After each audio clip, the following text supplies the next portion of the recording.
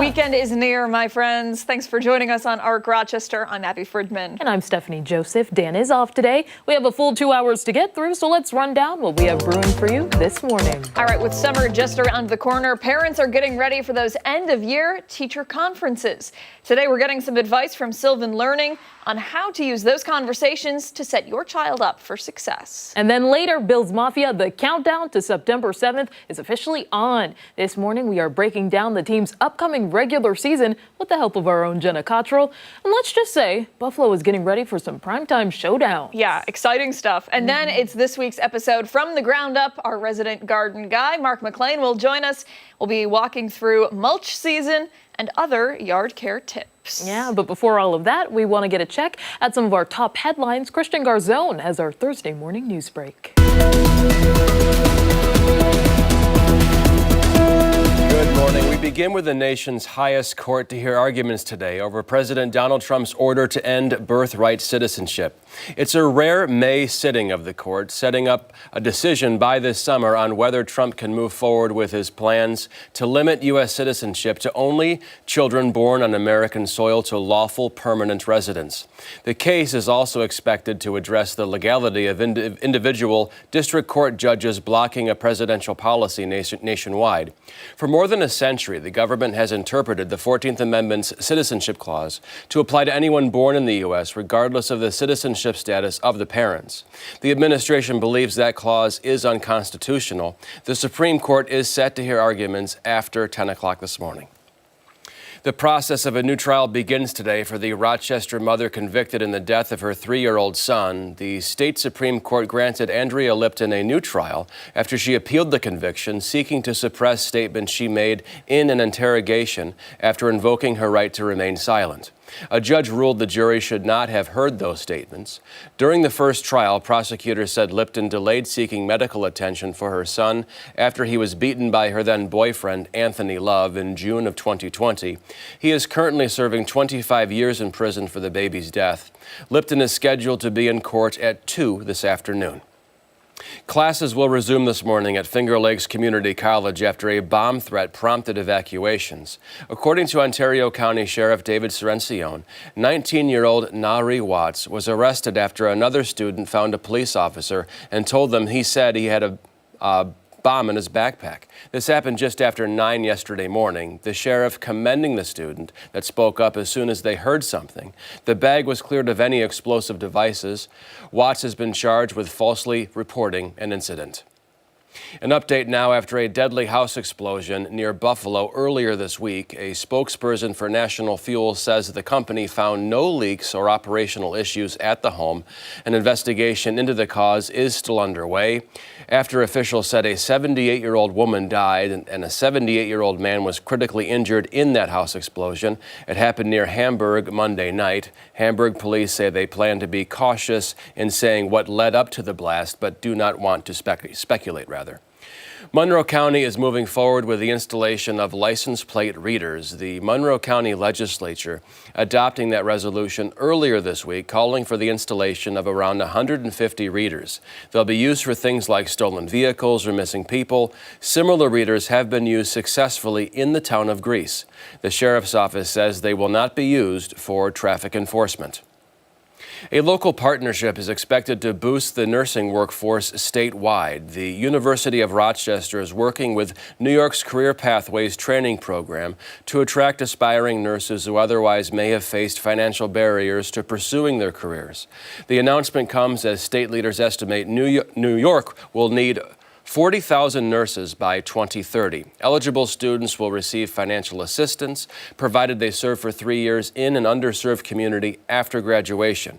More than $100 million was allocated to the Western New York, Finger Lakes, and Southern Tier regions when the Career Pathways training program was launched by the state. For all these top stories and any new developments, be sure to visit our website, 13wham.com. Back to you. All right, Christian, thank you. We'll switch gears now and get a look at the forecast. We may see some breaks of sunshine today. Great news. Meteorologist Marty Snyder joins us now for a look at how long that sun will actually stick around. Hey there, Marty. Well, yeah, good morning, guys. Yeah, we're going to see a few of those breaks occasionally try to work in as we go through the day today. Dry start right now, and as we head a little deeper into the day, the risk of rain does increase, especially as we head into the afternoon. It's not going to be many showers around, but we will see a few scattered ones form during that time frame. One of those reasons not to cancel plans, but just be aware that could see a shower, maybe an isolated thunderstorm then. But back into the mid-70s for highs, and then longer term, I think we warm things up even more tomorrow, maybe even more of a summer-like feel, not just because it will add about 5 degrees to the temperature, but we'll add a little bit of the humidity as well, so you'll notice that. Also, initially tomorrow, we're going to have to watch for that risk of a thunderstorm. Could see a couple quick but stronger thunderstorms pass through initially tomorrow, and then that risk of rain gradually decreases a bit.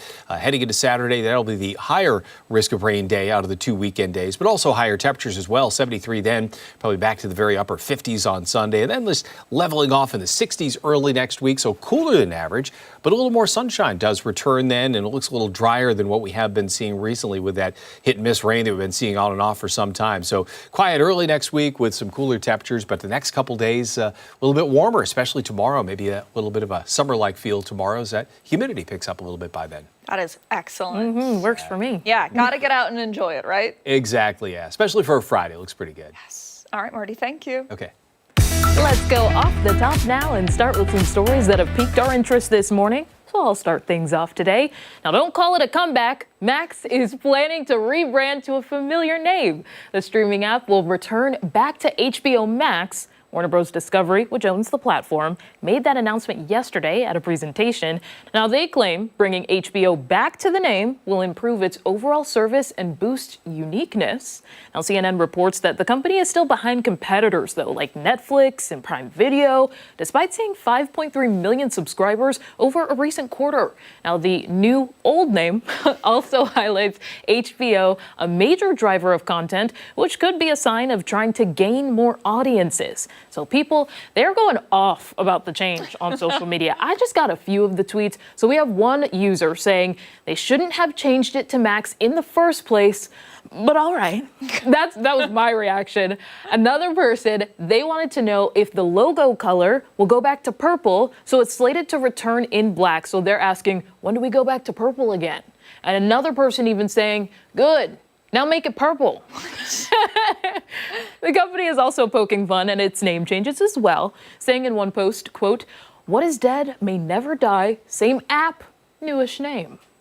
For now, though, the app is still Max. It'll become HBO Max this summer, so get ready for that.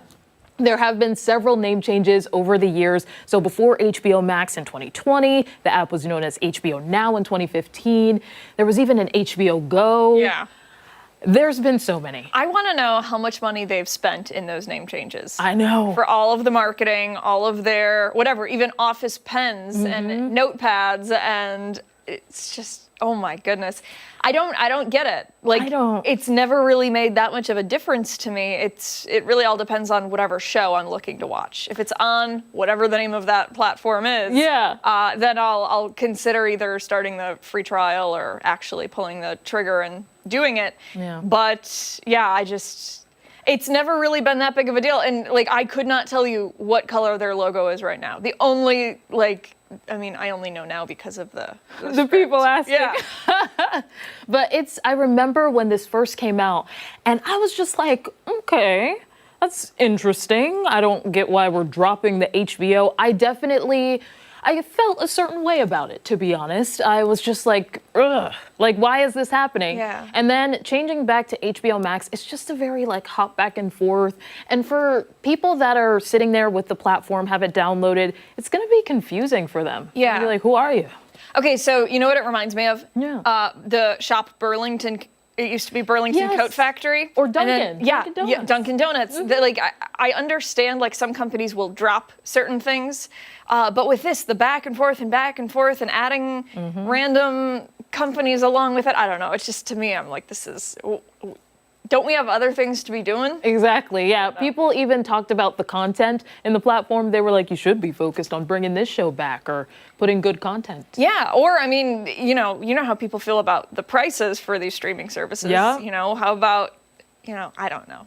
I'm not in charge over there at whatever the name of this new company is. HBO, what is it now? It's HBO Max Yes, now? or Okay. in the summer it will be. It's still Max for right now. It's still Max for right now. Yeah. Okay. All right. Well, I mean, hey, it's, I guess, just one of those things, right? Mm-hmm. All right. We got to move on to my story now. It's different. This is a little unsettling.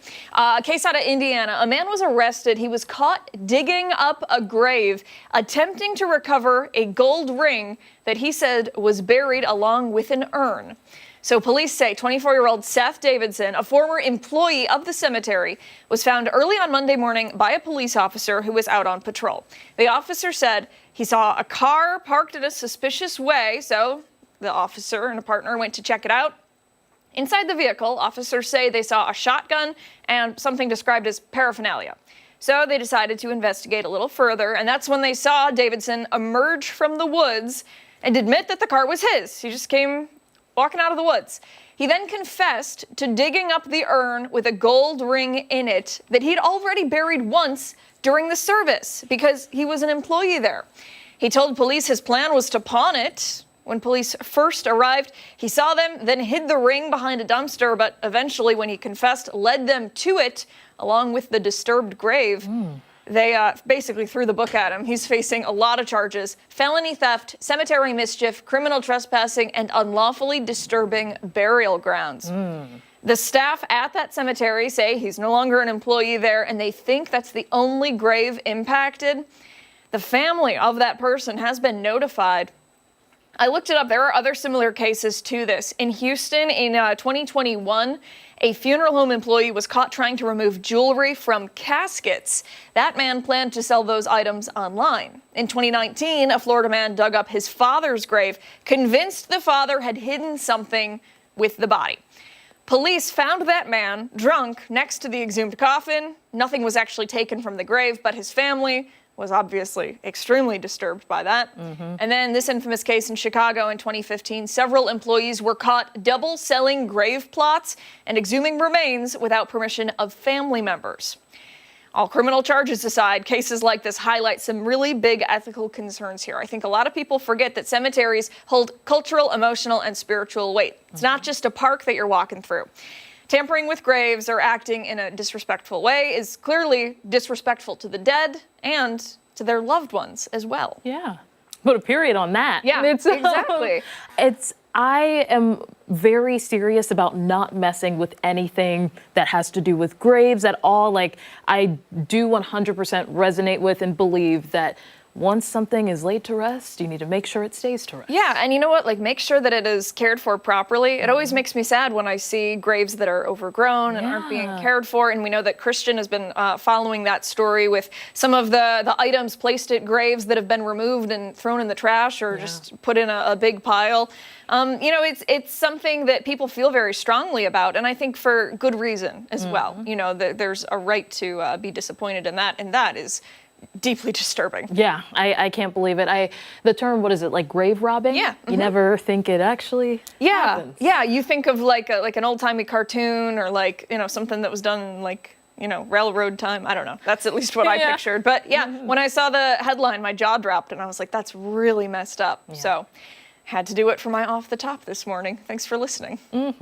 Hey, stick around. We've got so much more to get to here on our Rochester, including when we come back, we're checking in with Chris Lopez, who's getting a scoop of the sweet life this morning. Yeah, eating again. Don't forget, take us on the go wherever you are. We're streaming live right now on the 13 Wham YouTube channel, also on foxrochester.com. Stick around. We're back on the other side of the break.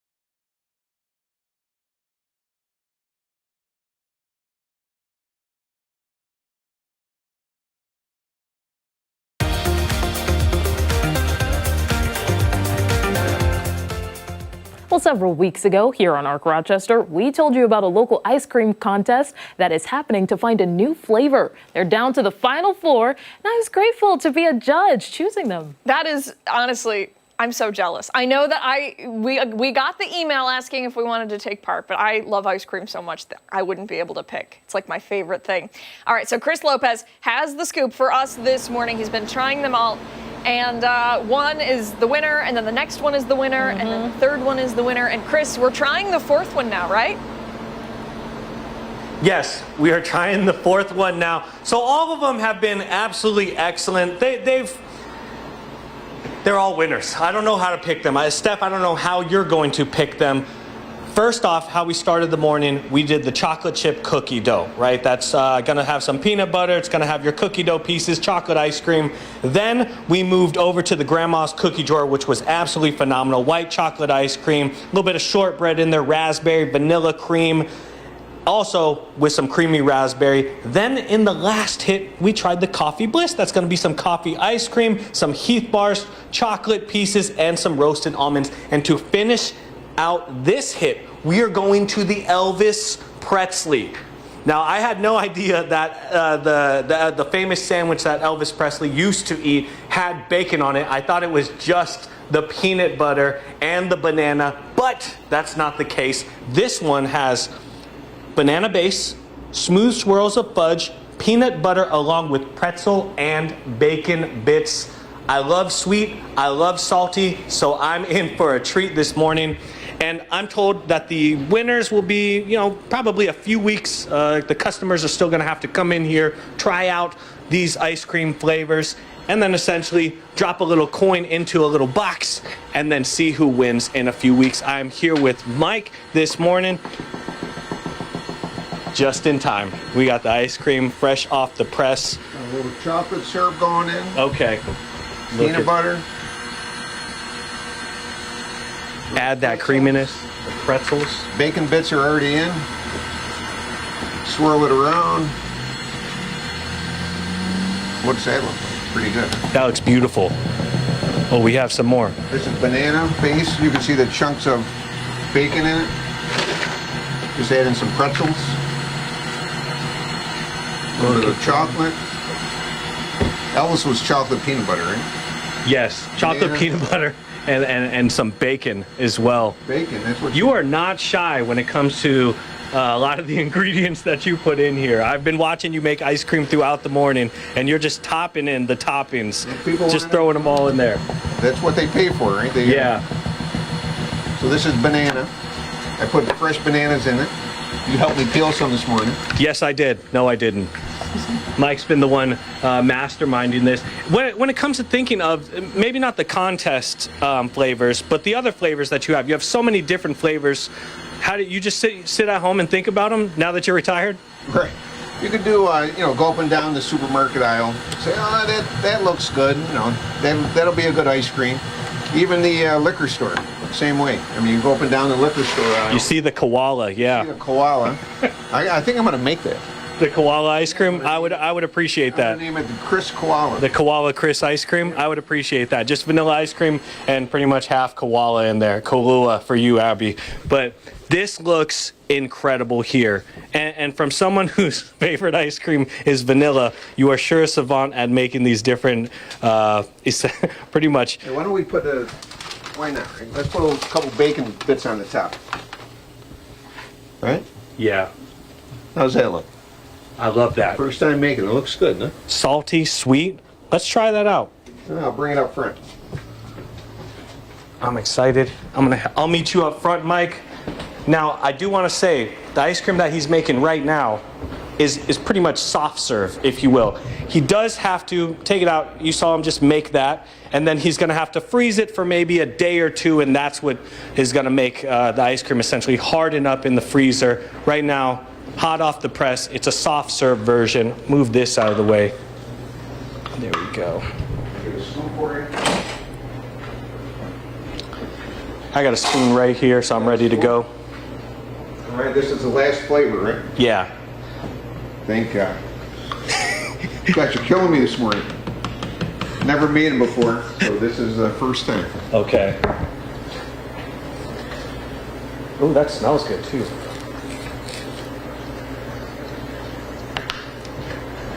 I'm going one more.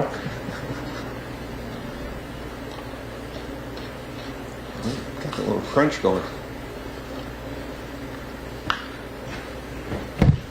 First place winner right there. So I love the sweetness, I love the salty, and then I like that crunch that the bacon bits and the pretzel provide.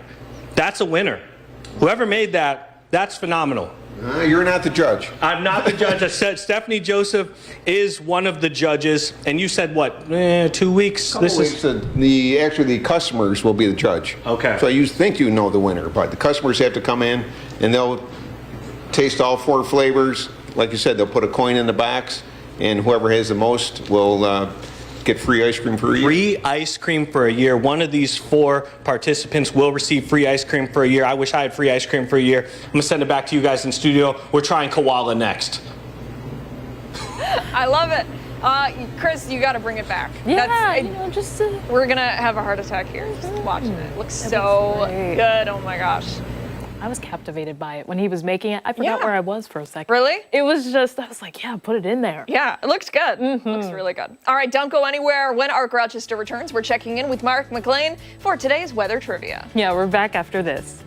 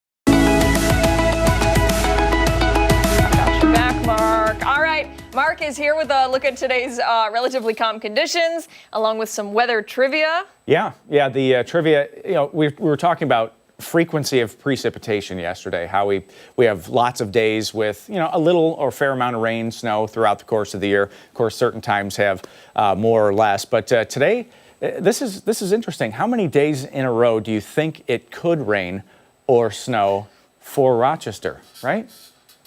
We've had some streaks. We have, yeah. I mean, you go back to January and February this year. We had more than 50 days in a row with an inch of snow on the ground. Yeah. I mean, to get that kind of a steady snow cover, you have to have fairly frequent precipitation to do that around here, because some of it does melt down. So the trivia today is going to ask you that. Rochester, believe it or not, had 8 straight days this May with rainfall. And I was shocked that was in the top 100. It was actually 62 on the list for longest streaks. I know that's not statistically significant, but it just kind of surprised me. What is the longest streak with measurable rain or snow on record in Rochester? And the choices there, which are also up on Facebook, 12 straight days in 1939? Was it 13 days in 1985, 15 days in 2001, or 17 straight days back in 1945? So I mean, that's like waking, that's Groundhog Day, right? Yeah, I mean, every day.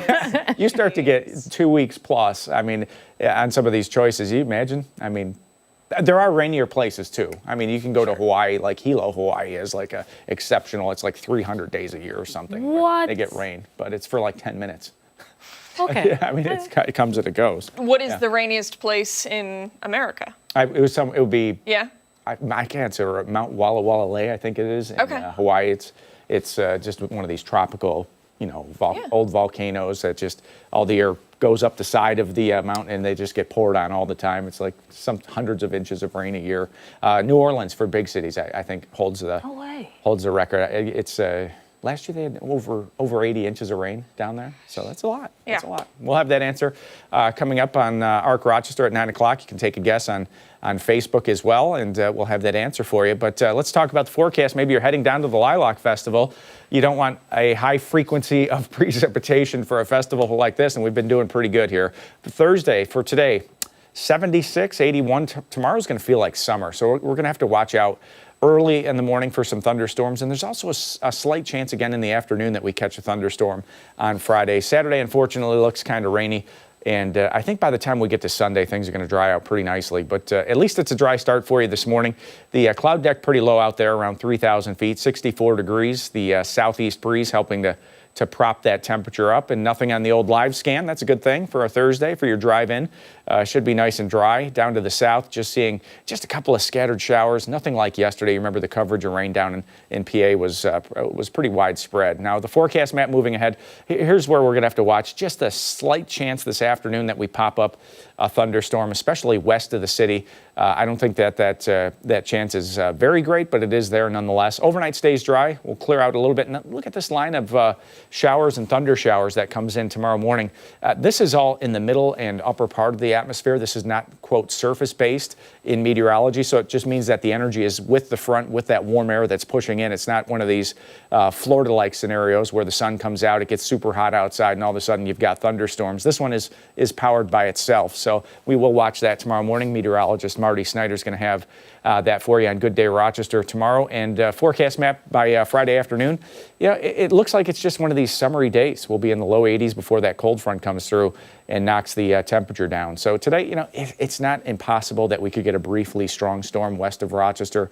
I just don't think that the chance is that great. But downpour, some hail, some lightning, certainly a possibility in any of those storms. Some isolated storms, mid-70s at 4 o'clock, and the 7-day forecast for us is going to cool off beyond that by Sunday, Monday, Tuesday, Wednesday.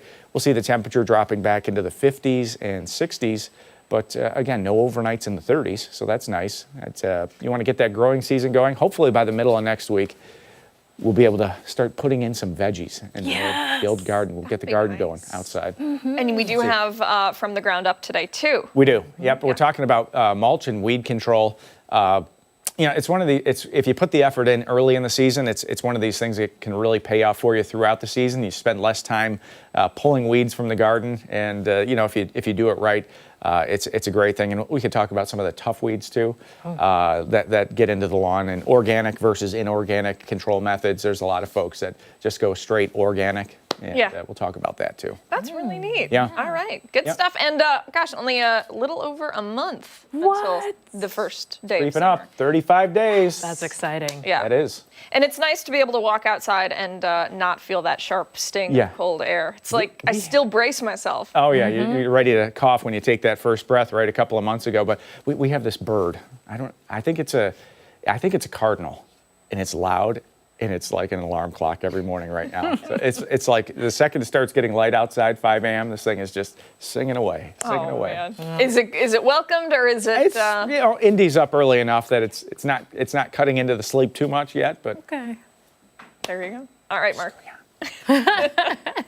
Time right now is 8:31. Much more to get to here on Arc Rochester. We're back after this.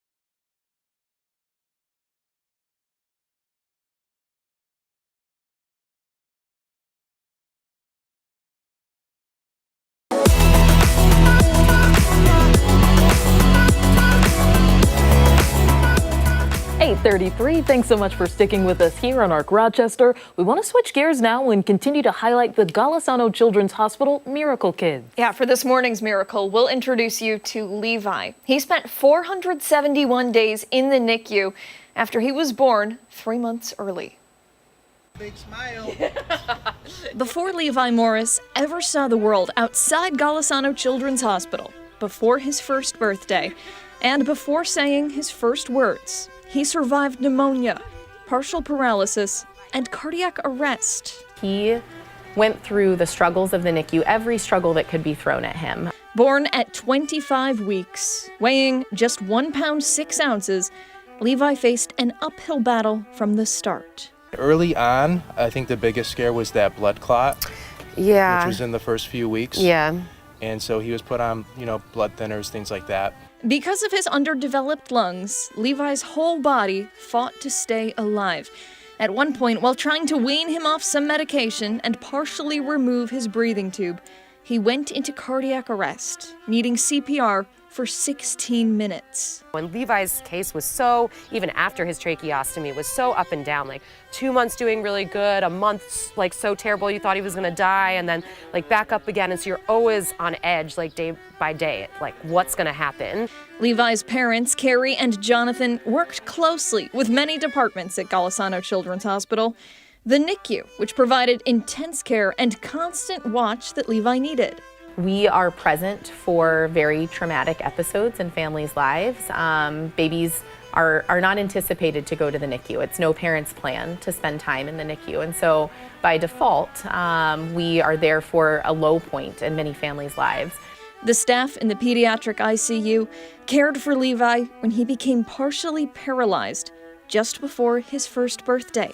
And so managing all of that was no small feat, but definitely the support of the hospital staff really helps, and knowing that there are people there that we trust that are taking care of our child and are able to walk us through that is really significant. And the small baby program, which allowed Carrie and Jonathan to learn how to care for Levi and navigate the challenges that come with being born premature. And so at first it's also really overwhelming because again, you don't really know what's going on. I mean, we've never had experience with that kind of stuff before. But I love that they included us because it allowed you to have input, it allowed you to ask questions. Another special part of GCH for Jonathan and Carrie was the support team that helped care for their baby when they couldn't be at his bedside. They also had volunteers at the hospital that would come and read to Levi or like hold him and cuddle him, like if we couldn't be there. And I really liked that too, because Levi is definitely a snuggler. And I love that he was getting interaction from all different facets. Carrie and Jonathan say these programs and specialties set Golisano Children's Hospital apart from other institutions. It takes a village in the best of cases, and in Levi's case, it took an army, and we had an army. And in February, at last, after more than a year, Levi was finally able to go home. We were really excited to have him meet the dogs. Yeah. That was the first time we could actually do our little day trip with him. We stopped really quick at the house and introduced him to the dogs, and he slept through it. But Now, Levi is getting stronger. He will need physical therapy, speech therapy, and a little extra time. But his parents and doctors are confident he will thrive. he's going to be behind for a little bit, and there's programs that are going to help us navigate those waters. There's already early intervention, skip, and so we're just going to take it a day at a time, and we're going to go at his pace because he's the boss. Each milestone and every day is a true miracle. When we talk about babies in the NICU, it's miracle families as well, and this family was a true miracle family. Yeah, truly amazing. And just a side note, Carrie is a musician. The music that you were hearing with that story was her playing the cello. That's amazing. Yeah, truly talented, and I mean, just wonderful people all around. They remained so positive through a really, really scary situation that lasted more than a year, and clearly it paid off. And again, kudos to all of the amazing Doctors, nurses, specialists, staff members at Golisano Children's Hospital. We're so fortunate to have that as an institution in our area. Yeah, that is for sure. My mom works in the medical field in a hospital, actually, and it really is amazing the work that they do day in and day out. That support means everything to everyone there. Absolutely. And if you would like to help make more miracles happen, you can donate by scanning that QR code on your screen. Visit 13wham.com. You can also find the link to the hospital's giving page. Hey, stick around. We've got much more to get to this morning, including when we come back, we're checking back in with Chris Lopez, and I hear it's a real treat. Yeah, I think you're right. Don't forget, take us on the go wherever you are. We're streaming live right now on the 13 Wham YouTube channel, as well as foxrochester.com. We're back after this.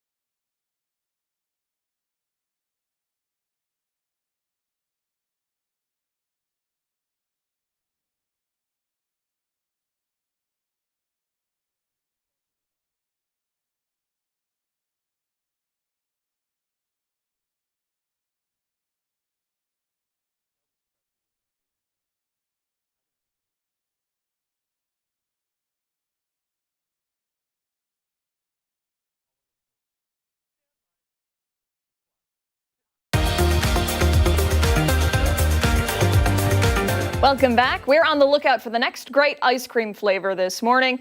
A local shop has asked customers to help create one. Yeah, and I had the pleasure of being a judge for this contest, and it's down to the final four. So our Chris Lopez is live this morning at Molly B's Homemade Ice Cream, seeing all that they've got in store. Hey there, Chris. Hey, what's up, guys? Yes, so we've tried all 4 different ice creams this morning.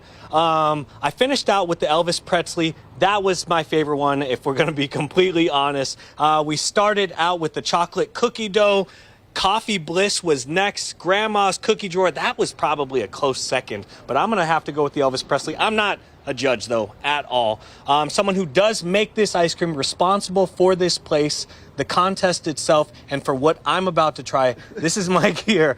And when it comes to the winners, I do want to know, when are they going to be announced, roughly, would you say? Should be like mid-June. Mid-June? Yeah, Okay. well, the people will vote Around the start of summer. Yeah, and then, like I said, they'll get free ice cream for a year. All through the winter, I'm open all winter, so they could still come in the wintertime and get their free ice cream. We've tried the 4 ice cream that are kid-friendly. I want to try the 21 and up now. We got the Koala, a.k.a. the Kahlua, the Butter Pecan Bourbon Cream here. Did you always have an alcoholic version of ice cream? Since or I did you started, Since I you did. started? Yeah. Okay. So this one is the Butter Pecan Bourbon Cream. I make it with a local distillery down the street. Yeah, I use their bourbon cream. And then I add some pecans to it, or pecans, whatever you want.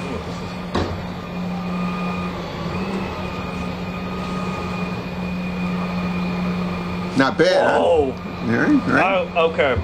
I still gotta drive. All right. Here's your koala. Okay. That's soft too. Okay. Gotcha. Because alcohol doesn't freeze, but everything around it freezes. Look at that. Yeah. That's beautiful.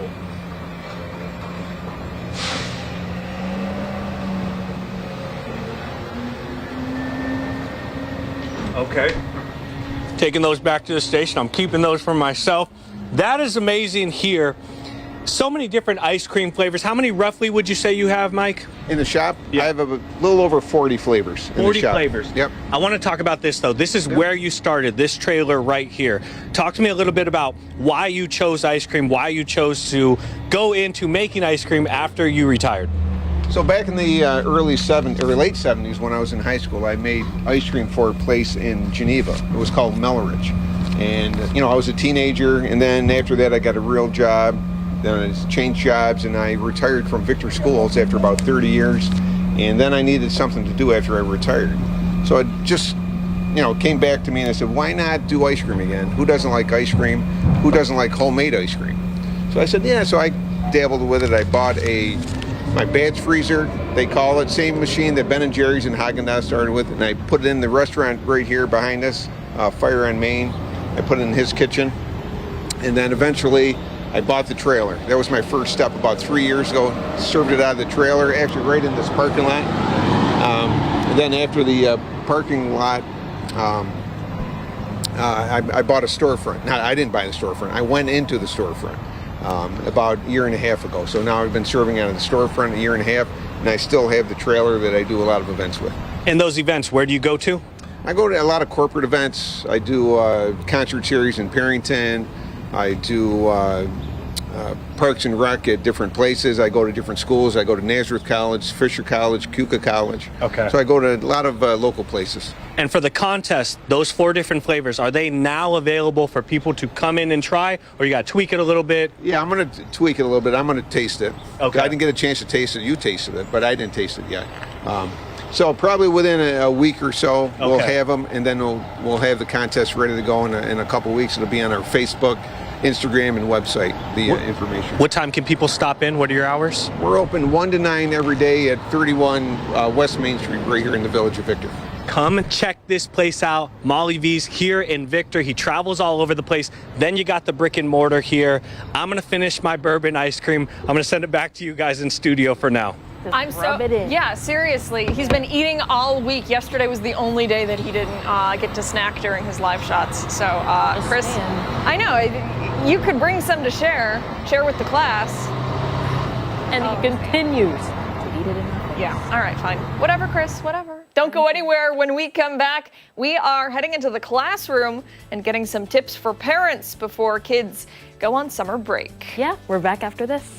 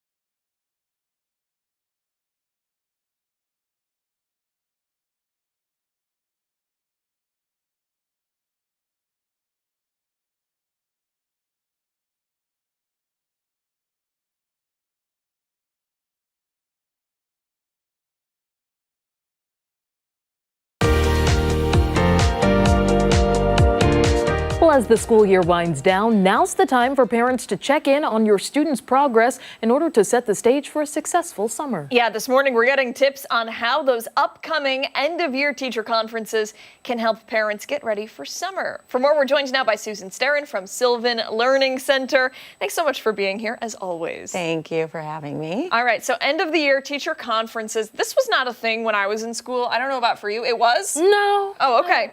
All right, so what is the plan for those? It's just here's how your student did for the year. Here's what they need to work on over the summer. Well, and it's not really a set plan for most schools. So really for parents, they need to kind of take that initiative and set up those conferences, because if you wait for the report card at the end of the year, you don't get a lot of the information that you may desire. And it's really hard to get in touch with teachers after the school year ends. So if you have questions, you want feedback from the teacher, you want more than that 1 through 4 scale of how your child is doing, then this is the time to reach out. And reach out now while your teachers still have some time to be able to come up with a response for you too. That is for sure. I feel like oftentimes, parents aren't there every day in the classroom. What sort of questions should they come with to really know how their child is performing? Yeah, I mean, that's a great point. Coming up with questions ahead of time so that you can really kind of hit on the things that are important to you, and also give the teacher a chance to be succinct and be able to respond to you as well. Teachers are very busy at the end of the school year, lots of different things going on, but having them take those extra few minutes to give you some feedback can really set your child up for success, not only over the summer, but really preparing them for success in the fall, which is the most important thing. So if your child has struggled at all this school year, get those questions ready. What are some of the successes my child has had this year? Where have they grown? What are some of the areas that they're still struggling with? What can we work on to make a difference and prepare them for that next grade level? Our goal is to set them up for success in the future. Because if they're struggling now, and summer passes and they go into the next grade, unfortunately in education, every year it just gets a little bit harder. So if they're not prepared now in meeting expectations, the likelihood of them doing that in the fall without some intervention and preparation is probably pretty slim. All right, so I'm sure a lot of parents at home are thinking, there is no way I'm going to get my child to do any schoolwork over the next few months because it's summer break, they're gonna drag their feet. What would you say to those parents? It's summer learning loss is real. So the more that you can kind of instill some of that learning, it doesn't always have to be formal. It doesn't have to be 7 hours a day. But, just even a little bit here and there, 1 or 2 or 3 hours a week of instruction, whether your child's just meeting expectations and you just want to keep up with those things, then you can probably supplement with some of that at home. If you want your child to get ahead, the summer's a great time to really kind of enlist some extra support to kind of give them that enrichment that they need. And if your child's behind, maybe using that time in the summer, it's a lot less stressful for kids. It's less time, less focus. A long day is sometimes very overwhelming for struggling learners. So piecing it out, you can really see a ton of growth. So using that time, even if your child doesn't love it initially, you're setting them up for success. And that'll make all the difference in their confidence going into school. For sure. Do you kind of see this as an opportunity to maybe get ahead of some things for next school year? For example, maybe taking off a class that they were signed up to take based off of that performance? Yeah, a lot of students use the summer as enrichment opportunities, studying for a class that they maybe want to get ahead in math or in science. And those are great learning chances too. I mean, we all should use our summers, if we're not working as much, to kind of use that time for some enrichment, building on ourselves, trying something new, exploring a new opportunity or, hobby that you might want to do. All of those things also build enrichment in kids. They teach them to be risk takers. They help them build confidence. They teach them that, exploring new things may be scary at first, but I can be really good at it. And you may find a passion area you didn't know about before. All of those things kind of translate to who kids are as learners, and then they take that with them into the school year. For somebody sitting at home who's thinking, all right, I'm sold, my kid has to do schoolwork, are you still accepting new students, new learners, all of that stuff? Absolutely. We're very busy at Sylvan over the summer. We have a lot of kids both for enrichment and for remediation and just helping them kind of keep up over the summer. So we're always willing to help and kind of help build those skills, build that confidence, and get kids back on track, because the best gift you can give your kids is helping them start the new year really strong. They They may not appreciate it now, and don't blame me if they have to learn over the summer, but they will see the gift that you're giving them tenfold when they really experience success and get on the right foot in the fall. Very good. Yeah. Susan Starren, Sylvan Learning Center, thank you so much for coming in today. We really appreciate it. And I know the people at home will appreciate it too. If not the students, then definitely the parents when it all pays off in the end. That's right. Thank you. Thank you. Hey, stick around. We have so much more to come here on ARC Rochester. We're back after this.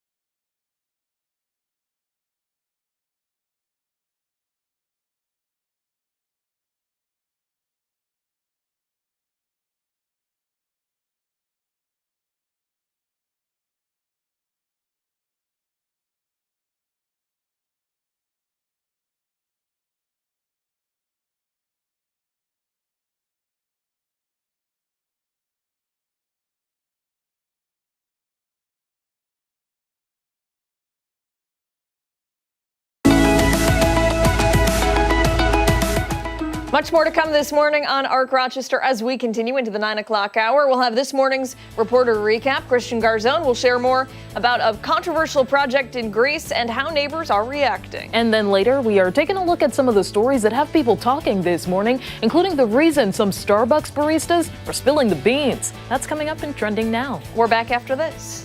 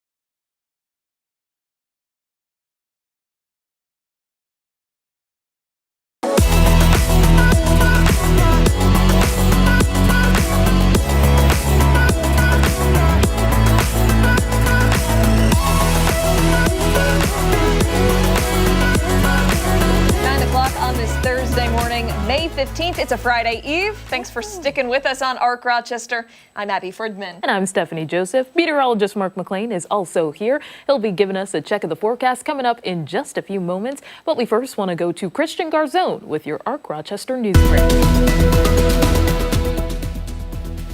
Good morning. Here are some of the top stories we're following for you this Thursday. The nation's highest court will hear arguments today over President Donald Trump's order to end birthright citizenship.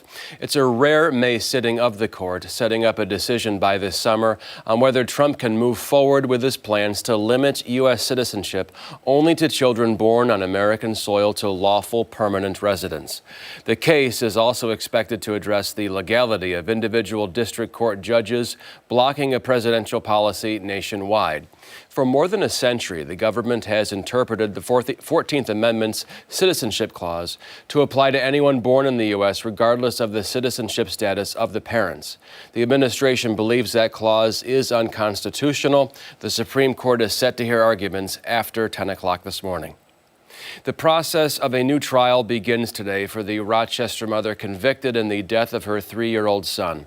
The state Supreme Court granted Andrea Lipton a new trial after she appealed the conviction, seeking to suppress statements she made in an interrogation after invoking her right to remain silent. A judge ruled the jury should not have heard those statements. During the trial, prosecutors said Lipton delayed seeking medical attention for her son after he was beaten by her then-boyfriend, Anthony Love, in 2020 of June. He is currently serving 25 years in prison for the baby's death. Lipton is scheduled to be in court at 2 this afternoon. Classes will resume this morning at Finger Lakes Community College after a bomb threat prompted evacuations. According to Ontario County Sheriff David Serencione, 19-year-old Nare Watts was arrested after another student found a police officer and told them he said he had a bomb in his backpack. This happened just after 9 yesterday morning. The sheriff commending the student that spoke up as soon as they heard something. The bag was cleared of any explosive devices. Watts has been charged with falsely reporting an incident.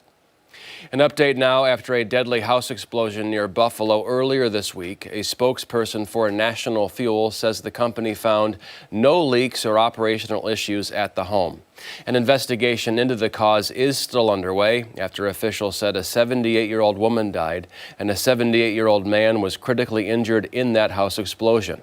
It happened near Hamburg Monday night. Hamburg police say they plan to be cautious in saying what led up to the blast and do not want to speculate. For all these top stories and any new developments, be sure to visit our website, 13wham.com. Right back to you all. All right, Christian, thank you. Let's get a check of the forecast now and the answer for our weather trivia question of the day. Mark is back. Yeah. What do you want to do first? Let's go to the trivia. So we were talking about rain and snow. How big of a streak could we get on in Rochester in terms of the number of days in a row that could have rain or snow? So that's the trivia, and we had some responses online.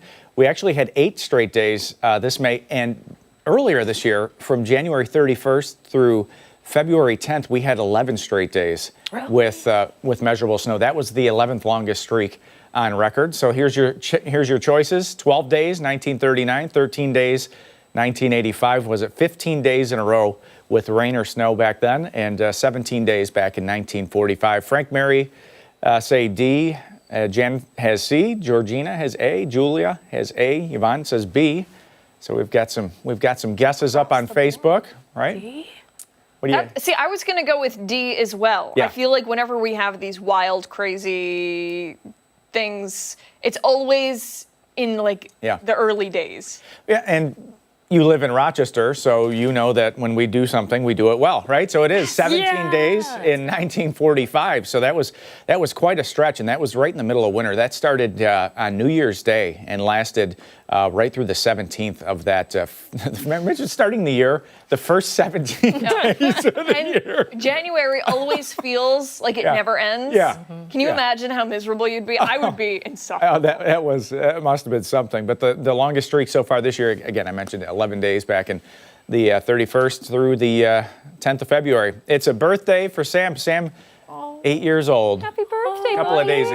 days ago. But look at him with the hat on there. He's a happy pup. We'll get him out there for the walk today. It looks like it's going to be mainly dry today.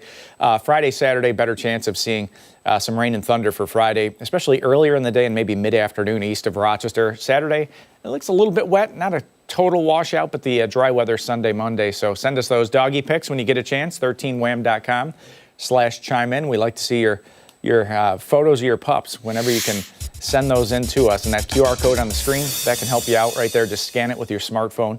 Makes it super easy to send us those pics. We love to see them. Yeah. Don't be shy. You know what I like about the weather trivia? Yeah. People don't Google the answers. And I think that is very admirable. Sometimes with our question of the day, you see it on Facebook and people just copy and paste right from Google. In the AI. See you. The AI, The AI is pretty good too. So thank you for giving genuine guesses. That All right. makes me happy. It's good, and we're thankful for some sunshine too. Right? Yeah. A little bit of sunshine out there. Just peeked out the side door here. We've got 66 degrees, south wind at 6, the dew point's in the 50s. So you're going to feel it a little bit, but at least it's a dry start for us. We'll have to watch west of Rochester this afternoon. You see most areas are dry in New York State right now, but there is that small chance that we get a passing shower or even a rumble of thunder. So this is one of those products that we can put on the air. It's basically energy in the atmosphere for thunderstorms, and basically the bigger the number, the better the chance. Now, 1,000 is still close to garden variety, I would say, but west of Rochester, that could be a briefly strong storm later this afternoon. We'll keep an eye on it for you. Right now, we don't see any huge deal with the thunder threat for today, but there it is on the forecast map moving ahead off to the west. That rain threat is basically over tonight, and then tomorrow morning, join us on Good Day Rochester. We're going to have a warm front moving through, and out ahead of that warm front could be some showers and thunderstorms popping up as that red line crosses your screen. You're also going to feel summer air as that boundary goes through. It's going to feel like July tomorrow. But temps, mainly dry day today. Will be in the low to mid 70s. That isolated rain and thunder threat for the afternoon back to the 60s tonight. We'll be in the low 60s also for Friday night into Saturday morning. Then the cool air behind that cold front comes in Saturday, and that'll drop us into the 50s for Sunday, 60s next week with a little bit of sunshine around.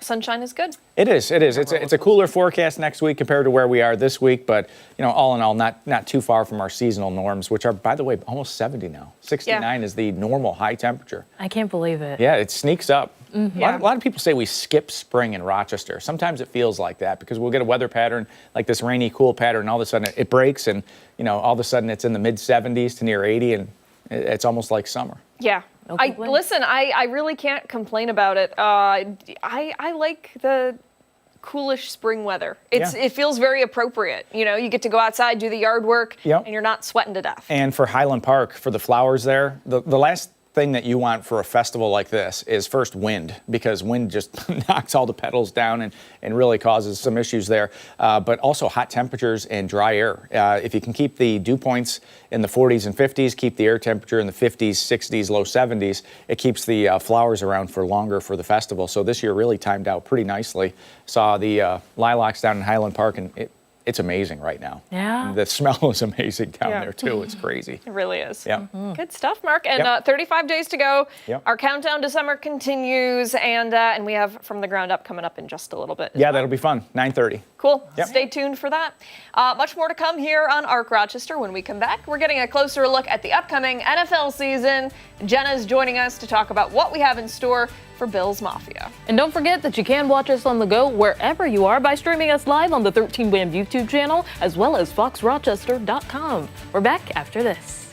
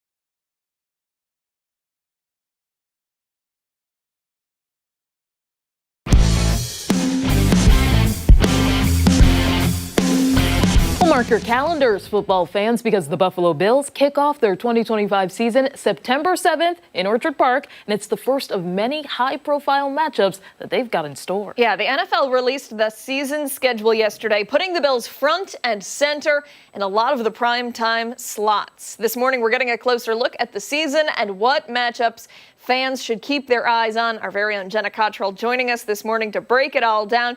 Jenna, taking a look at their upcoming season, it's like one crazy game after another. It's going to be must-see TV this fall. Yeah, the Bills, once again, it's amazing. They want to put the NFL MVP in the spotlight, but I think for the Bills, they are must-watch television for a lot of the national audience as well, like seeing what Buffalo can do. That being said, they have 5 primetime games this year. They have 2 Thursday night football games. I think for the players, they don't always love that spot, but at the same point for the Bills, it's nice to get that spotlight. So, and they start out the season, I mean, yeah, you see it there against the Ravens, Sunday night football, a couple of Sunday nights footballs on the schedule. And then we said on the Buffalo Plus YouTube channel, like, welcome to the 425 slot, because the Bills, like that Chiefs game, obviously a huge game, against the Eagles, 425. And that's what you're going to see a lot more of as the Bills continue to be one of these teams, is those 425 games. I know so many people, myself included, love the 1 p.m. time slot, but I think for the Bills, it's going to be prime time. It's going to be 425. I do know a lot of people, though, they really wanted the international game, the holiday games. Honestly, I was very surprised the Bills were not one of the teams picked for either Thanksgiving or Black Friday or Christmas. But I think that will mean next season when they open up the new stadium, there's the possibility of that. And maybe also an international trip in there as well. So I think overall, if you're a Bills fan, you look at the schedule, while there are tough teams that they play against, the games are pretty spaced out in terms of like high profile matchups. And I think if you're the Bills, you like the way the schedule all came together for your team. And one of those matchups that we're keeping an eye on, that's the Chiefs. The Bills will get the home field advantage, which is great. How do you feel about that? Yeah, I mean, I think for this team, they're very familiar with hosting the Chiefs. They're obviously very familiar with going to Kansas City at Arrowhead. For the Bills, I think it comes at a good spot in the season. And once again, like, they kind of have things broken up where there's not as heavy of games going into it, where you can kind of focus. But look, the Bills have played very well against the Chiefs in the regular season. It's obviously been their Achilles heel in the playoffs. But I think once again, just having that confidence going in, I think this schedule works out really well for the Bills. And like I said, I also love that there's a lot of early games at Orchard Park, like primetime, things like that. So for the Bills, the Chiefs coming to town, it's always going to be a packed stadium. And like, let's talk about it too. This year is going to be special because this is the last season of the Bills playing at Highmark Stadium. So I think for fans, there's the nostalgia that comes with that as well. Oh, absolutely. Yeah. Jenna, I want to talk about the first game of the regular season against the Ravens.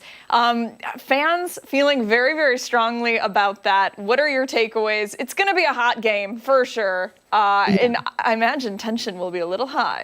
Yeah, I mean, obviously the Bills beat the Ravens in the playoffs just this past season. And talk about like sprinting out of the gate. Sunday Night Football against the Ravens, obviously 2 very, very talented teams. I think the NFL, when they build the schedule, they look at matchups 1,000%, and seeing Lamar Jackson against Josh Allen, it's like that is must-see TV no matter what, let alone to start out the season. But think of that weather, how like, I'm hoping, trying to manifest like a beautiful night. Thankfully, no snow. We know that. We know that. But I think it'll be a really cool way to kind of kick off this last year in the stadium, and a matchup that, talk about fireworks right to start. So I think for a lot of Bills fans, there's that excitement that comes with starting the season, and to play against a opponent that you know very well and have performed well against in the past. It sets up for a really exciting beginning for the Bills in their 2025 schedule. I know exactly what you're talking about when you describe that like perfect opening day. It's like sunny, but a little cool. But if you wear like a long sleeve, you're warm. I can picture it perfectly. And I'm also manifesting that, like just good vibes for the first game. Mm-hmm. That's for sure. I know that it's like for some places you can expect to have the good weather, like for example, if you're going to Miami. But there are some interesting like away games. For example, the Atlanta Falcons, I know, was like one of them. Well, they'll be going over there. Were there any surprises or interesting matchups for you? I think when you look at the Bills' end of the season, there are a lot of like cold weather games that you would expect. They play at Pittsburgh, then there's the Cincinnati home game. They have the Eagles, which again, this was like late November to December, early January. So a lot of those games will be in the elements. Now, lucky for the Bills, they're obviously very well seasoned at what comes with that and preparing for that. And I got to tell you, I think a lot of people think that the players love the cold. They don't. They're just like you and me, where they're like, it's really cold, but I think they've done an amazing job in Buffalo of just figuring out what works for them and just knowing that whatever the weather will be, the Bills are prepared for it. So I think for the team, they have that kind of chip on their shoulder of like, we can play here and you can't. But definitely looking at the end of the schedule, just like that Pittsburgh game, the Cincinnati game, the Eagles game, the Jets game, I expect weather to be a factor in those. Do you think that the weather plays a really big role in hyping everybody up? Just thinking about our coverage, you look at when they go to Miami and they play and you're like, oh, it's going to be 85 degrees and really humid. I feel like it kind of creates a different atmosphere when they're going to be playing in conditions that are less than favorable. Yeah. I will say, maybe I'm just a romantic, but sometimes when the snow is falling on the field, it's like, what a cool moment. We live in Western New York. Obviously, snow is such a huge piece of our area, especially in the winter, late fall. But I think there's something that's really unique about it. And I think the Bills, the team, obviously our area fans have kind of embraced what comes with that. I mean, look at that video. Yeah. Come on. It's fun. Now, look, again, there are times where the players are like, it's too dang cold and I don't want to be out there. Obviously, they suck it up and they figure it out. But I think it's one of the calling cards for Western New York. I think if you're out of a team coming in, you might be like, oh my goodness, especially last year when it was the 49ers, obviously California, they're used to warm weather and it was a blizzard and all that. So I think for the Bills, it's a point of pride and it's something that has been embraced, but it's also sometimes there are times where you're like, I have 72 layers on and I can't believe we're going to be outside for 4.5 hours. But yeah, I think it's a fun piece of what makes Western New York and Bills fans so special is just the dedication. I also feel like it adds to the intensity of the moment, especially when we're down to the playoffs. People are like, come on, we can make it, especially last season, for example. I feel like it's premature to ask you, but I have to. How do you feel about the Bills' chances for the Super Bowl? Yeah, I mean, I think for this Bills team, obviously we're in May, but at the same point, when you have the NFL MVP, I think there's a lot of good that comes with it. They obviously did a job in the draft of just trying to get as much defensive talent as possible. I think they're really confident. I think they have their defensive coordinator, Bobby Babich. It's his second year leading the defense. Joe Brady, it will be his full second year leading the offense. And I think there's a lot of trust. There's a lot of communication. And I think when you have a team like this, you know that they're going to perform. And so it's just performing in the playoffs and getting over that hump. And I feel like we talk about it every year, but I think the Bills have done a good job of retooling the talent on their roster. And then from there, it's just, it's the season, how it goes. Obviously, knock on wood, you don't want injuries to be a factor. But yeah, I think for the Bills, they have everything in front of them and it's up to them to capitalize because the talent on this team and what Josh Allen can do. So it's up to them. But I'm always hopeful that they can win the Super Bowl because I genuinely believe they have the ability to do that. Jenna, we've got to have you in studio sometime because we've got a million more questions to ask, but unfortunately we're out of time. Thank you for the insight, though, and of course the plug for the Buffalo Plus YouTube channel. Check it out. Jenna, Mike, and Dan share their thoughts on all things Bills. Best coverage around, Jenna. Always good to see you. Thanks. Thank you, guys. Hey, stick around when we come back. We are learning more about the mission of One Local Mother and how it sheds light on challenges that some children face. We're back after this.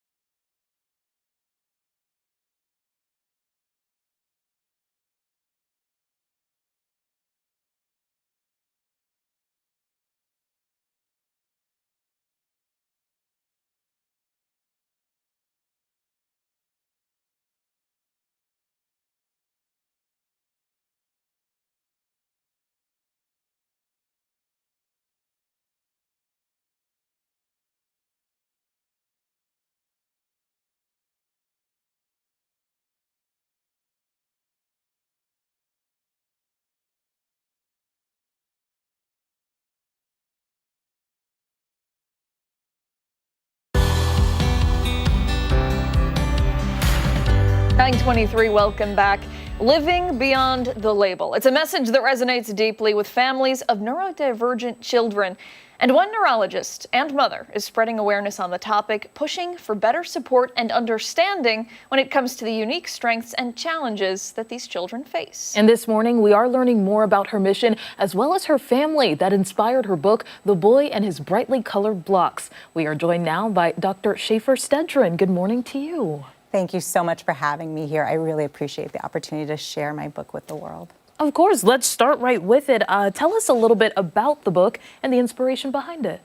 Well, you know, for me, I have 4 children, the youngest of which has always had outsized emotions and responds to what we call external demands, or basically things that we ask him to do that are things that we need to do. We need to eat, we need to take baths, we need to walk the dog, that sort of thing.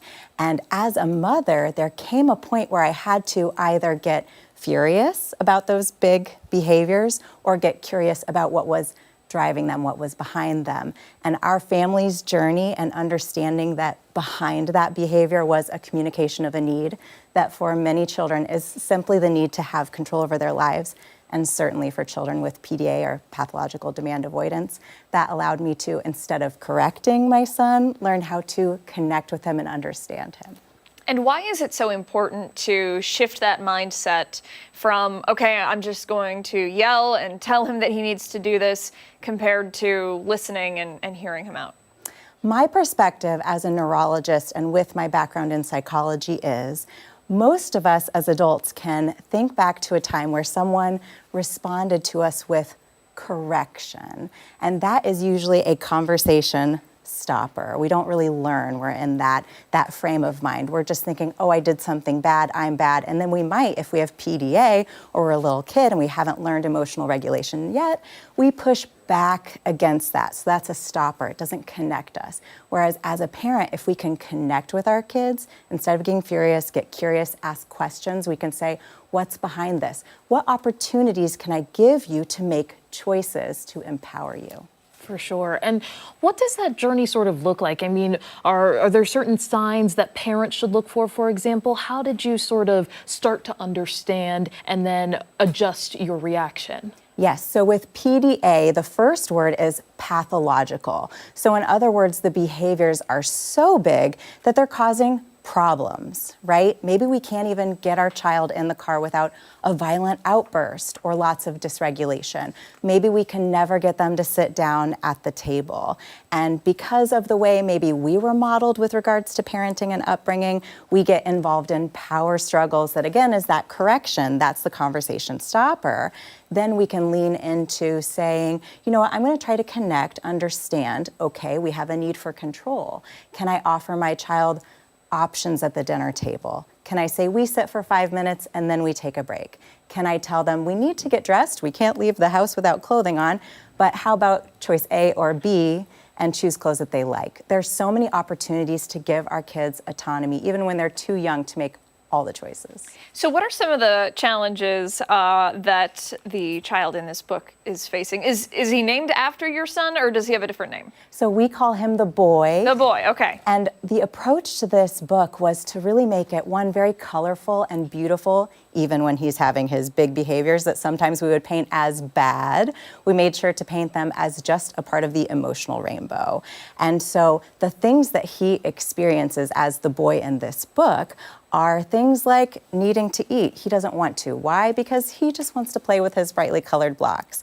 That's the thing that he feels control over. And so again, the magic of the relationship between the mother and the boy is that she has figured out that it's not that he doesn't want to eat, it's not that he doesn't want to take a bath, he wants to have choices and autonomy. So she manages to find ways in those situations to give that to him, even though he still needs to do those activities. And this is an approachable way to go about talking about this topic and putting it in a children's book. Was it sort of a way to make sure that both the child and parent are a part of this conversation together? Exactly. Stephanie, thank you so much for saying that, because as I've been on my book tour and going to schools, classrooms, talking to teachers and parents and getting videos from them at home, reading it together, the message I receive is not only is it really fun and funny for children, they see themselves in the boy, for parents they say, okay, I see myself in Mom, and it tells me I'm doing okay, I'm doing a great job. Stick with it, stay regulated, and keep being the best parent I can be for my child. Because when it comes to emotional regulation, our kids don't come out wired for it. We have to model that for them. Thank you so much for coming in today. What did you bring with you here? Oh, that's just my little block or Lego themed purse to remind us that we are building love through our connections. All of the times that we read books together, play games together, we're not just building a castle with our Legos or blocks, we're building a connection and love with our kids. Wow. Yeah, that is amazing. And for anybody who would love to pick up a copy, where are these available? On my website, drschaeferstedronova.com, and also on Amazon right now. They are $1.99 on a special PDA awareness sale, so please get your ebook there. Very good. Thank you so much for your time today. We really appreciate it, and congratulations again on the book. If you're interested in picking up a copy, we'll put it over on our website. Hey, don't go anywhere. We've got much more to come here on ARC Rochester. We're back after this.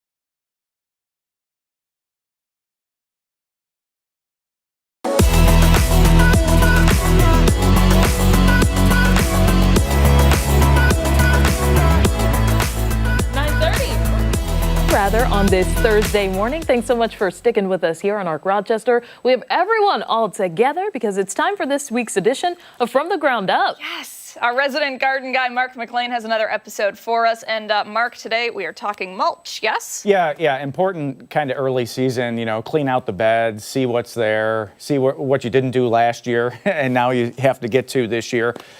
So mulching is one of those important things, and there's different ways that you can go about it, different ways in the landscape that you can make things look beautiful too. It's not all about just weed control, weed prevention, but we stopped out at the Garden Factory to talk to the experts out there about the best ways that you can put the mulch down and make everything look pretty.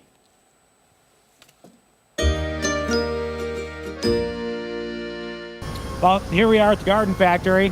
It's mulch time, and I've got Nick Musturda, the nursery manager here. Nick, we are talking all things mulch today. What's the advantages of using mulch like that in our garden beds? Moisture retention, number one. Number two would be weed prevention. Two of the biggest reasons for using mulch, and also the aesthetic look of the front of the landscape as well. Okay, so if we get periods of drought and you've got enough mulch down, so that's actually going to help the plants. It's going to keep the moisture in the soil? Absolutely.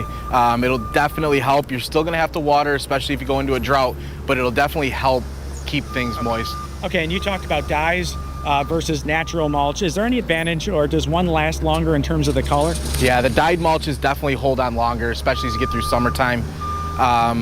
The natural will do well, but it may need a touch up midsummer. Okay. Just to keep it that natural color. And remind people how much mulch we need if it's a new garden bed versus if you're just replacing it, putting it on an old garden bed. Yeah, new garden beds typically get about 3 inches thick on the mulch. And if you measure out your areas right on our website, you can go on and type in your dimensions. It'll tell you exactly how much you need. And for everybody that doesn't want the bulk mulch, it looks like you guys have just about all those varieties in bags as well? Yeah, everything we do in bulk mulch, we also do in bag mulch. On top of, there's also cedar mulch that we do, which is a little bit of a softer wood. There's also a pine bark mulch, which will give somebody an option of having something with a little bit bigger pieces to it. So yeah, it's a little bit of something for everybody. Is there any more of these mulches that are susceptible to the wind or anything else that we're not thinking of? I would probably stick with a hardwood if you're worried about the wind kind of blowing it around. It's a little bit heavier. The dye also helps with it being quite a bit heavier. Cedar mulch is pretty light. I mean, so it'll be a little bit more apt to blow around. Okay, and for somebody that wants something longer lasting, instead of the mulch, you talked about the stone. Yep. The advantage with stone is? A little bit less maintenance. Once it's down, it's there to stay. Typically, it's not an every year process with stone. You kind of get it down and you may have to touch it up a little bit here and there, but that's really pretty much it. Well, we saw how the mulch is very effective in controlling weeds in garden beds. And now we're inside the greenhouse where some of the organic and some of the chemical-based weed controls are. Nick, we've got plenty of stuff here. Let's start with the organic materials. I'll hand you this one here. What do we have here in terms of product? So this is a lawn weed brew from Bonide. Okay. It's organic based. It's organic through and through. It's a safe way for weed prevention and to kill weeds. It's a real safe product for anybody to use. Okay, is it safe for the pets too? Yes. Okay. Yes. Very, very good. And we also have other products like more organic. So we're talking about also feeding the lawns. Is that right? So That's an organic way to feed. Okay. There's no chemical in it. It's all organic based. Okay, and then down here, there's Fairflight products that we have down here below us. This weed control. Yep. What goes into that? So we sell it actually in a 4-step program. So it would have everything you need for the entire year. Okay. So you could start with crabgrass preventer. You go to a weed and feed, and go on from there. So it kind of leaves you at a place where, do we do this organically, or do we go another avenue? And I always strive for the organic. If I'm going to try that way every time. And one of the best ways to prevent weeds, I call it the Armstrong method. If your arm is strong enough to pull the weeds out, okay, you've got. And some of the stuff is in salads. I mean, look at dandelion leaves, right? We need the pollinators, the bees get out there. So everybody has. I just want to stress. Working in that industry for 10 years, everybody has a different opinion, okay? Everybody has a different way to get the job done at the end of the day. The last thing you want to see in Sonnenberg Garden or in the third fairway at Oak Hill is a big dandelion sitting in the middle of it. So there's places for these things, and there's places where we don't want to see these types of things. So when it comes to mulch, moisture control, weed control, make sure you put down at least, if it's a new bed, make sure you put down at least 3 inches. If you're doing the other avenue there, rocks and whatever in a hardscape, make sure you put down some weed fabric underneath that, so it'll help prevent any weeds from coming on through.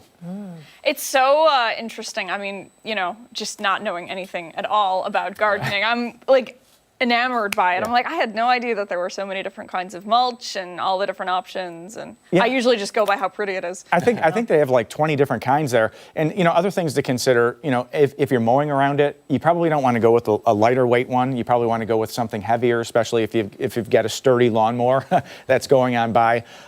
In some of those spots, you may want to go with stone. If we get into periods of drought, you definitely want a thick mulch cover out there for sure. And when it comes to like weeds, for example, I saw there was organic options. Yeah. Do people tend to gravitate towards those? I think a lot of people look for those first. Things to consider there. Basically, everything in gardening is time. You're paying for time. So if you sometimes you go the organic route, things take a little more time sometimes. So it's a factor to consider. But one way or another, there's a way to get it done. Yeah. All right. Good stuff, Mark. Yeah, Thank yeah. you so much. And this is a reoccurring segment every Thursday. It is. Yes? Next week we're going to be talking about veggies. We have our own garden. We're going to have the install of that garden on the air, and hopefully we'll get the veggies in. And then I think after that we're towards Memorial Day. It's going to be annuals, perennials. You know, what's the difference? What should I put in my garden? What's my favorite? You know, that kind of thing. Awesome. Yeah. Very good. Thanks, Mark. We Yep. appreciate it. Hey, stick around. We have so much more to come here on ARC Rochester, including when we come back, we're bringing you this morning's reporter recap. Don't forget, take us on the go wherever you are. We're streaming live right now on the 13 Wham YouTube channel. We're back after this.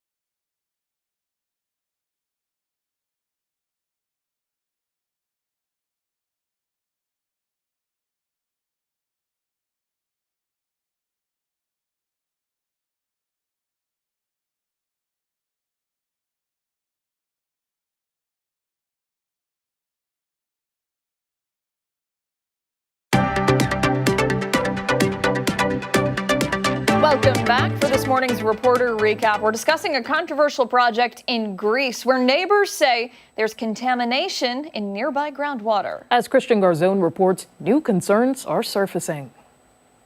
The Island Cottage Road Senior Living Complex in Greece is still a go, but concerned residents are eyeing the old Odenbach manufacturing site. As we previously reported, for decades, Casey and Brendan Bulson claimed dumping of all kinds of chemicals went on and have since seeped and spread into nearby ground and water. We took surface water samples. I didn't expect to get anything back. I had them test for some of the main chemicals that were found over at Odenbach. Working with ALS Environmental in Henrietta, they did get something back in one of the samples, TCE, or trichloroethylene. It was at 2 micrograms per liter, which is 4 times the reporting limit in California and directly at the New York reporting limit. Brendan says TCE is a harmful chemical and can lead to a number of ailments.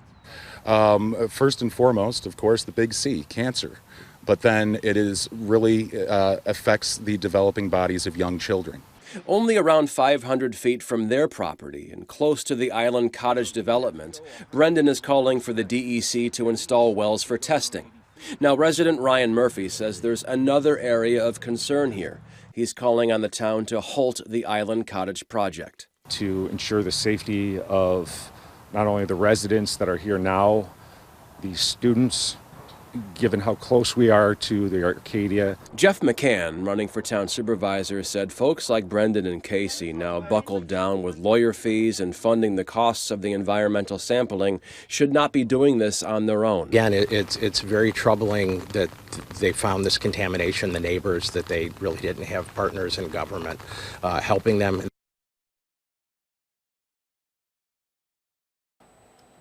All right, really interesting stuff there, Christian. I guess for you, we were talking a little bit during the story, there were a lot of details that you couldn't include in the story simply because you didn't have enough time. Only pretty much 1:30 allowed for reporter stories. Oh, yeah. This one was extended a little bit longer. But Sure. tell us some of the stuff that you didn't have time to include, because it's extensive. It is, and I want to say we walked, seemed like a mile into the woods, all that mud and muck to get that story done. So there's roughly 5 people there. There's also a school board member there, Megan Farah, excuse me. She was in the pink dress there. She's very concerned because Arcadia, the school, is just right within eye shot, not too far away. So really the concern, just to recap here, is this old World War II manufacturing site. Contaminants were just kind of dumped there on site, and the concern is that TCE is spreading into the water and seeping through.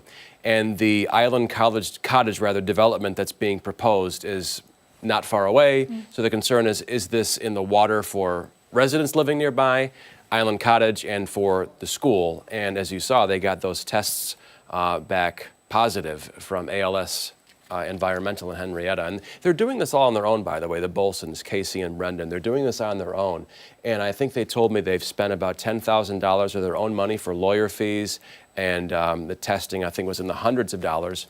And Jeff McCann at the end, he's running for town supervisor of Greece, said, look, they should not be doing this. There should be government involved in this, taking tests here, spending their own time and money to do this, not residents. And so really the call is for the Department of Environmental Conservation to get there, put wells in, test this site and see what's in the ground and how far has this spread. And other residents who were there feels like it might have really might be a lot further than we think. And this has been a story that you've been following for a bit of time. Yeah. And what has progress sort of looked like in terms of addressing those concerns? Well, that's just the thing is I've not really heard much. I've reached out to the DEC. The town doesn't usually have a comment because their project is still a go, but we're testing at a site that's not the actual site of the project. We're testing at a site that's kind of I think it's 1,000 or so feet away. So there's no real comment yet from official entities other than, well, it's still a go, we're waiting to see what happens, et cetera.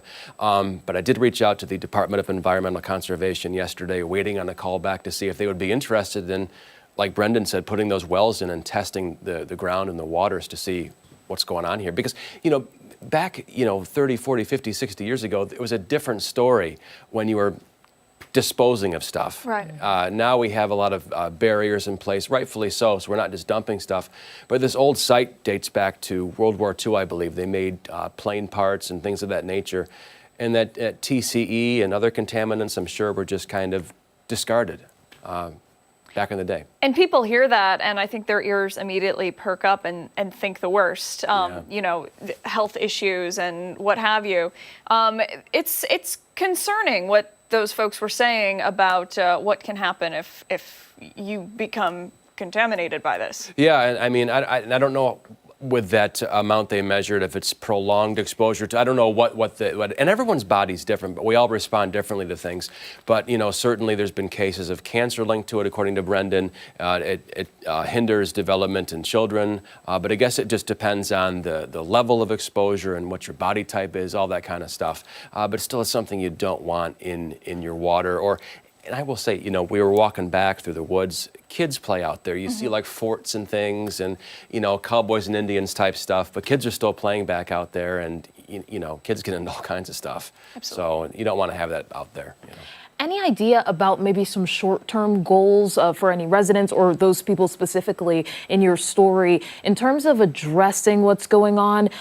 Just given the rain that we're seeing, that could contribute to even more water levels and... Sure. In terms of addressing it, I think I'm the one that's helping to get the word out right now. I think they want their voices heard on this, and that's why, and this has grown since we started covering it here at 13 WHAM. You saw Jeff McCann show up and the great Ryan Murphy from the town of Grease Uncovered. School board members are now involved in this, trying to observe what's happening here and getting word out on their end. But as far as we know, the Island Cottage project is still a go. It's going to be a really, really big senior living complex in Greece. And then the school's right there, so I think people just want to know what's going on in the ground and water to make sure we're all good to go before this project starts, and make sure students are safe and residents are safe. So I did like 5 stories. It's like a Netflix series almost. I'm not trying to remember everything, but it's like my 5th or 6th story on it. Well, we appreciate your coverage on it, and if you'd like to see Christian's work, you can always head over to 13wham.com for those 5 stories. I'm sure a 6th one will be coming soon. Oh, a sequel, no doubt. Yeah, a trilogy of trilogies, yes. Christian, thank you. We appreciate it. Hey, stick around. When we come back, we're taking a look at some of the stories that have people talking this morning. We're back after this.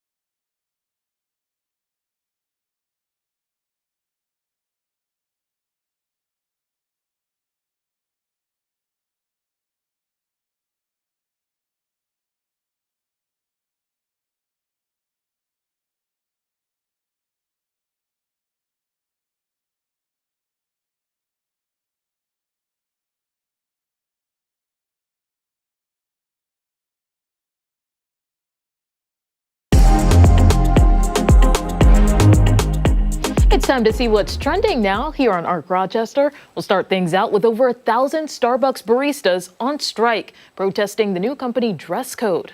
So the new company dress code went into effect on Monday, sparking backlash from workers across the country. The dress code is stricter. It requires baristas to wear solid black tops with khaki, black, or blue denim bottoms. Yeah, Starbucks stated the changes aim to simplify the dress code and highlight the brand's signature green apron across all locations. According to the workers union, I should say, those walkouts have occurred at more than 50 U.S. stores.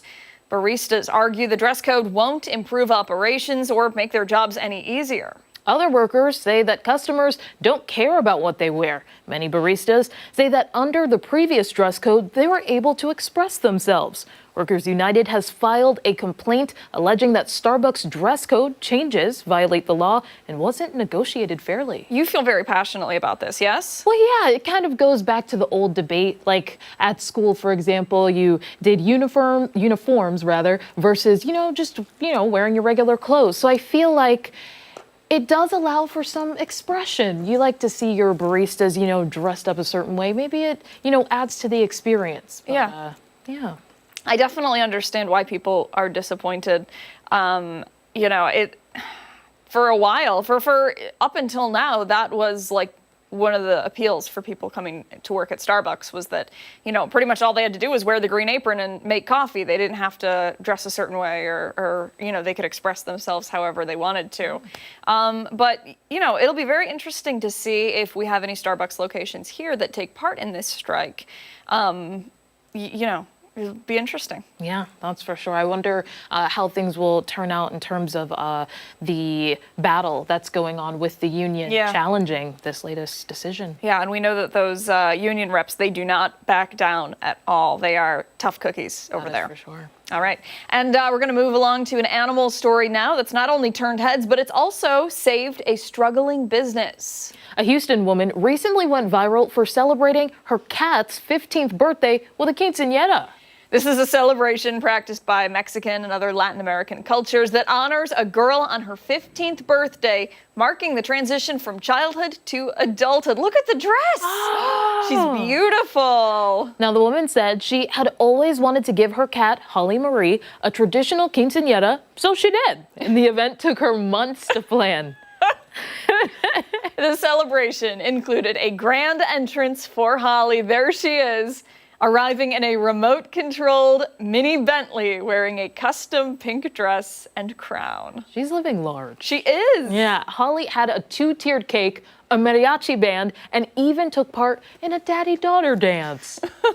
Some people are saying it's a little over the top, but the celebration also served as a fundraiser for a local no-kill rescue. I like that. Yeah, absolutely. Attendees were encouraged to contribute monetary donations or buy items from the shelter's Amazon wish list. Those donations skyrocketed. According to the manager of the shelter, the donations from Holly's party took the rescue from the verge of closing to financial stability. How about that? That is great. You know, if you're going to go lavish, do it for a good cause. Absolutely. And you know what? I mean, hey, props to Holly Marie, the cat.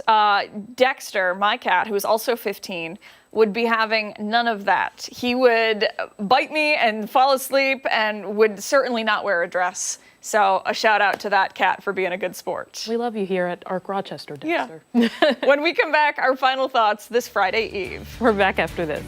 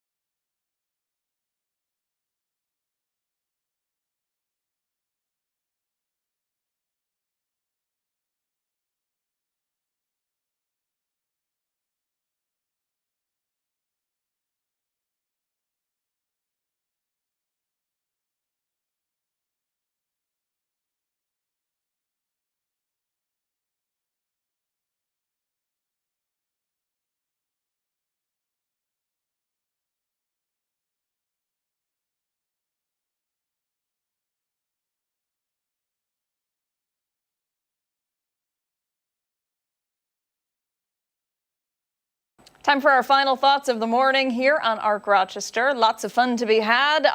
For me, I really liked the Bills recap. Oh, yeah. Forward to the next season. It's going to be a good one. Must-see TV. Last season in the old stadium. I know. Got to get out there and see it one more time. Yeah, for sure. Yeah, at least. Yeah. I always love the garden segment. I think it's great. I went to the Garden Factory yesterday, and I met a nice viewer, Marianne. She says she enjoys watching us, and we kind of make her day. So. Oh, very cool. Thanks, Very Marianne. cool. We appreciate it.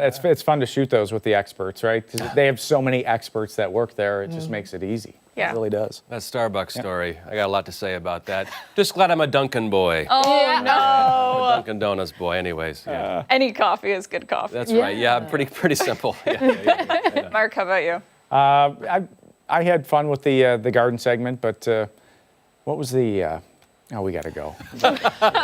Deep thoughts. Well, that'll do it for us here in our Rochester. Be sure to join us tomorrow morning at 4:57 over on 13 WHAM ABC. Join Mark and Steph there later today. Right? No, Christian and Mark. I'm sorry, the Bald brothers. For later today. We'll see you then. Bye-bye.